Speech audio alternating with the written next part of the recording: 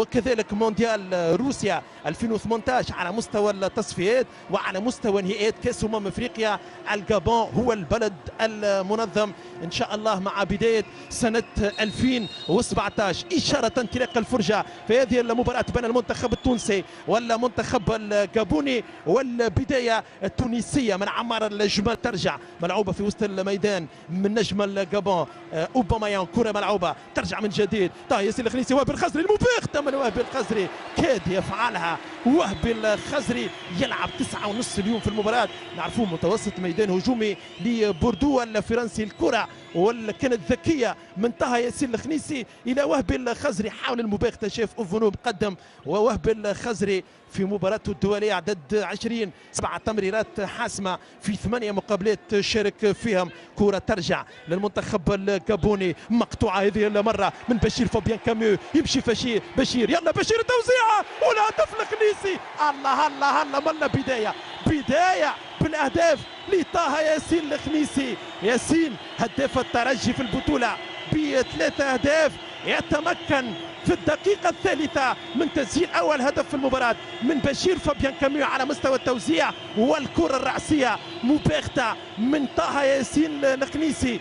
مولود في قلب المرمى، يحذق جيدا تسجيل الأهداف، لا ينام إلا لما يسجل ياسين الخنيسي. كرة بالراس جميلة على مستوى المتابعة والالتقاط من الخنيسي في القائم الأول، ذكية هذه متاع صنعة كبيرة برشا من ياسين الخنيسي. كرة متاع راس حربة، وأحسن معوض لياسين الشيخاوي اللي كان من المنتظر اليوم باش يبدل له المدرب أنري كاسبرجاك التمركز متاعه. بن يوسف المدافع في المقابلات الأخيرة للمنتخب الوطني التونسي أساسي، وهذه كرة من أوباميانغ في محور الدفاع وكرة التعديل على العارضة تضيع كرة بيير أوباميانغ. كل خطير جدا، يلزم يرد باله مليح دفاع المنتخب الوطني التونسي. بيلار ترجع للدفاع من مانجا ومقطوعه باهيه من يوسف المساكني مع الخنيسي، يمشي الخنيسي الثاني، الخنيسي يصوب الخنيسي وكرة في يدير الحارس ديدي اوفونو. ياسين الخنيسي ممكن كان لعب مع يوسف المساكني في قادم الاستحقاقات، والمأمورية أصبحت صعبة خاصة في التصفيات المؤهلة اللي كان 2017. والخزري من مساكني الخزري وكرة على القايم ما زالت الخنيسي يصوب مرة ثانية. ترجع من دفاع المنتخب الجابوني، ما زالت مقطوعة مليح باهية من ياسين مرياح الفرجاني ساسي يصوب على القايم من الفرجاني، او ما زالت الى بشير فابيان كاميو. كرة وهجمة الخنيسي يسقط الخنيسي، يحب ضربة جزاء يطلب اللاعب سليم الجديدي. هجمة ثلاثية الابعاد للمنتخب التونسي، كرة من الخزري ثم الفرجاني وكملها الخنيسي. هذه الكرة الأخيرة تاع طه ياسين الخنيسي مع المدافع ما فما شيء، واضحة الكرة. وهذه التصويبة وقوية من الفرجاني ساسي، يتعاطف القائم الايسر لديدي اوفونو مع المنتخب الجابوني ويحرم منتخبنا من ثاني. وجميله ياسر، جميله بين ساقين المدافع من فرجاني ساسي، والتصويبه حلوه ياسر الى بيير اوباميانغ. يرفع الكره يلوج على ايفونا والمسانده تجي من كيلور، وفما ضربه جزاء لمس يد كان من سيام بن يوسف، والكره كانت على بعد امتار من الحكم سليم جديدي يزفر ضربة جزاء. الكرة الأخيرة بين بن يوسف وبوكو ولمسة اليد من سيام بن يوسف، لكن لمسة اليد داخل أو خارج على خط 16 متر و50. ننتظر مزيد من التأكيد ونزيد نشوفوا سيام بن يوسف اللي منذ مباراة الذهاب. هذه الكرة هي لمسة في اليد واضحة 100%، الداخل ولا البرة؟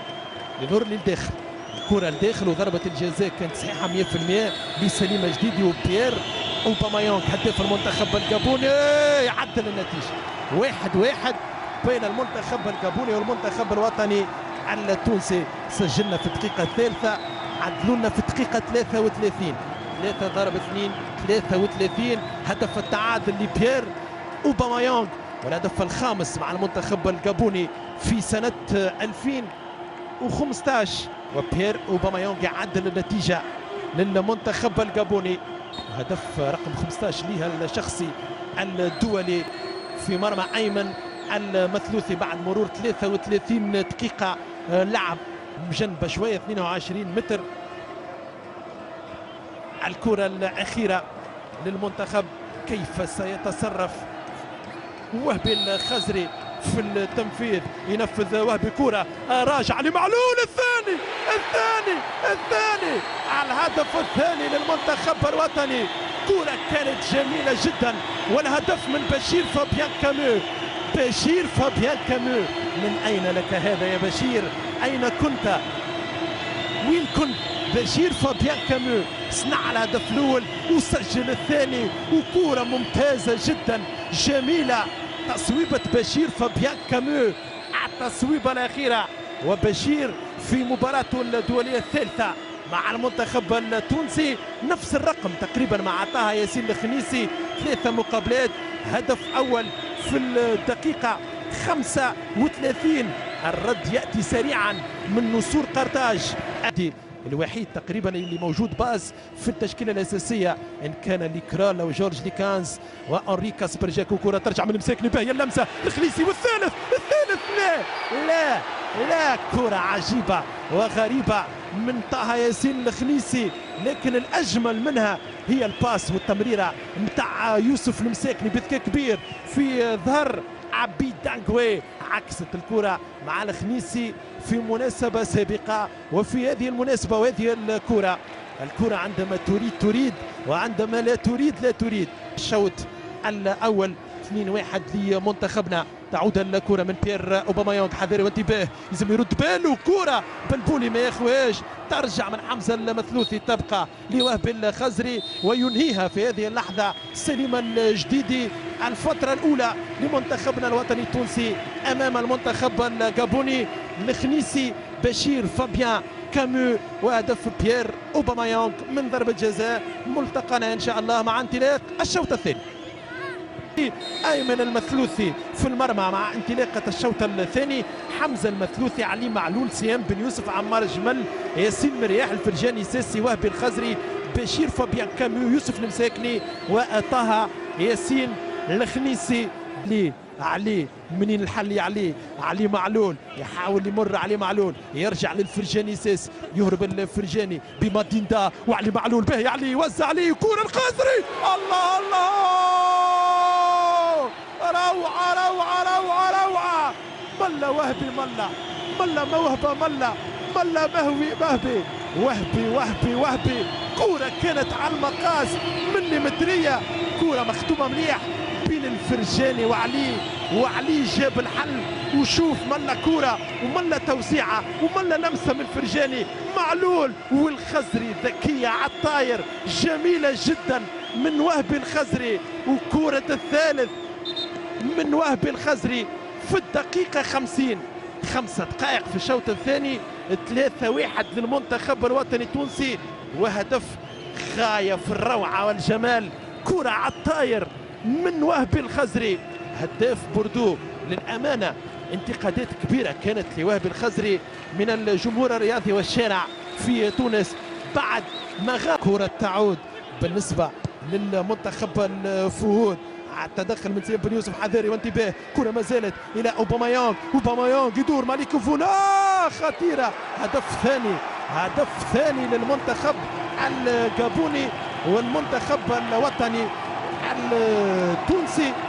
يتفرج الدفاع، ماريو ليمينا لاعب اليوفي هو اللي يتمكن من التسجيل في الدقيقة 62. محترف اليوفي الإيطالي، شوف كيفاش كانت الكرة وخرجت من بيير أوباميانغ. مالك إيفونا نعرفش حب يسدد ولا حب يعطي ليمينا الكرة، الشباك كانت خالية أمامه، وحده قدام فاروق بن مصطفى يسجل هدف تذليل الفارق على الهدف الثاني بالنسبة للمنتخب الجابوني. جاك إذا كان عايت ل 23 لاعبي باش يدور المجموعة ويجرب ويشوف ويعطي على الأقل ممكن الفرصة للمشاركة لأكثر من بلاعبي. وأوباميانغ كرة على العارضة الثانية للمنتخب الجابوني. دقيقة لعب هذه الكرة، شوف بيير أوباميانغ تخلي له شبر يعمل فيه اللي يحب، تصويبة كانت بالتخصص من أوباميانغ على العارضة. ثاني أفضل هداف في البوندسليغا، 9 أهداف في 8 مقابلات. هجوميا باهين، دفاعيا خايبين. ترجع من بيير أوباميانغ يلزم يرد باله دفاعنا. ترجع من جديد أوباميانغ، قال له توزيعة جيلار التغطية الأحمر. وين التغطية؟ فاروق يتصدى الثالث. هدف التعادل قلت يلزم نردوا بالنا مليح. هذا جيلار كانكا يعدلها في الدقيقة 86. يعدلها جيلار في الدقيقة 86. مهرجان كبير من اهداف. قلت هجوميا ماناش خايبين، دفاعنا صحيح ولا شقاق. عندنا 13 مباراة متتالية قاعدين نقبلوا في اهداف. فاروق اليوم فما لمسة يد، تشوف الترويض منه، وفاروق خطأ فادح من فاروق بن مصطفى. الكرة والقراءة نتاعها بعد هذه التصويبة من جيلار، شدها فاروق وسيبها وكانت مآلها الشباك.